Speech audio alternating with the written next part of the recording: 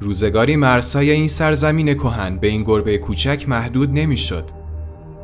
سرزمین پهناور زیر نظر امپراتوری پارس از شرق تا غرب عالم را در خود جای داده بود. امروزه شاید زمان زیادی از آن دوران گذشته باشد، اما هنوز هم میتوان در جای جای دنیا اثر بجامانده از هنر دست هنرمندان ایرانی را مشاهده کرد.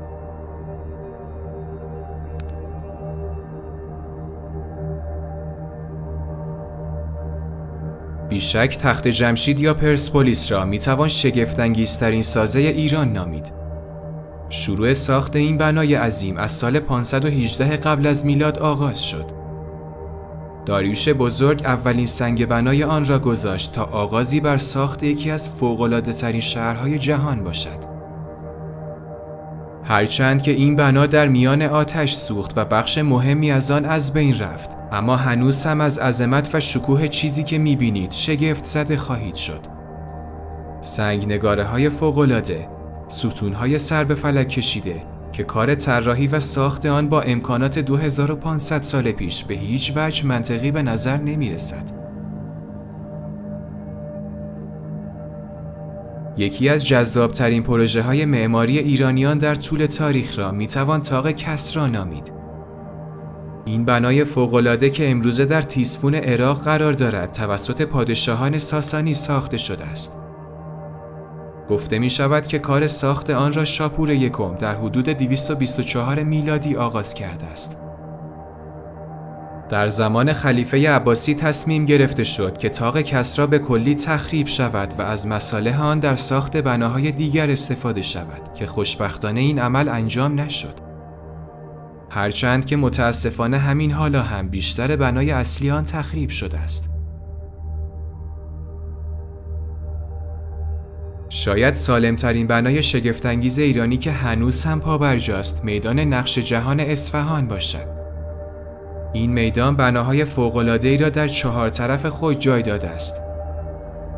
در زمان شاه عباس دوم تصمیم گرفته شد به دلیل شلوغی بناهای قدیمی تخریب شوند و میدانی علاوه بر میدان عتیق و میدان شاه ساخته شود که میدان نو نامیده شد. این میدان به مرور زمان به میدان نقش جهان شهرت یافت.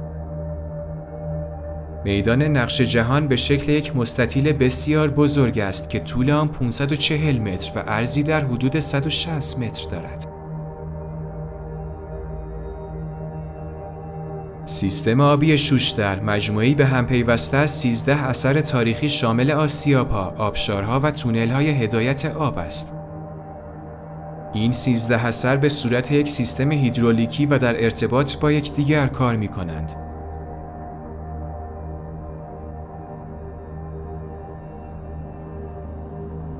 از این محوطه به عنوان بزرگترین مجموعه صنعتی پیش از انقلاب صنعتی یاد شده است.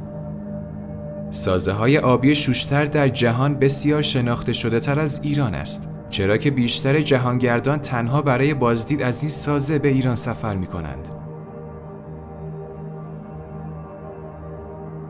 مسجد امام مهمترین مسجد اصفهان و یکی از مساجد میدان نقش جهان است که در طی دوران صفوی ساخته شد. این بنا شاهکاری جاویدان از معماری، کاشیکاری و نجاری در قرن 11 هجری است.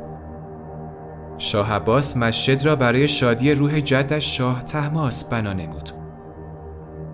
مشهور است هنگام ساخت مسجد معادن مرمری اطراف اصفهان کشف شد که از آن در ساخت این بنا استفاده کردند. مسجد امام همراه با میدان نقش جهان به عنوان یکی از میراث جهانی یونسکو ثبت شده است.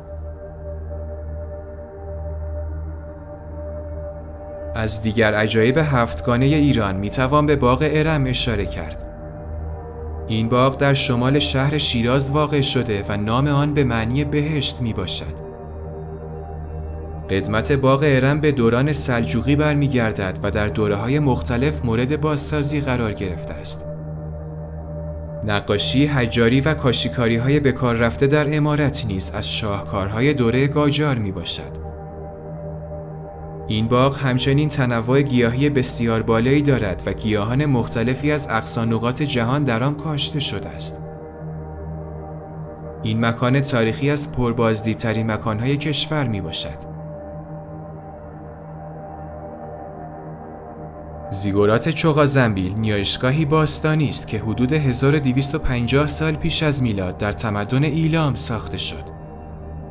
این زیگورات بنای مرکزی محوطه باستانی دورانتاش می باشد که نزدیک شوش در استان خوزستان قرار گرفته.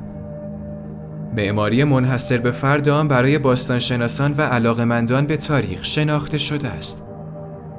با توجه به ارزشمندی بنا در سال 1348 اثر ملی شناخته شد و در سال 1979 به عنوان نخستین میراث جهانی ایران در فهرست یونسکو به ثبت رسید.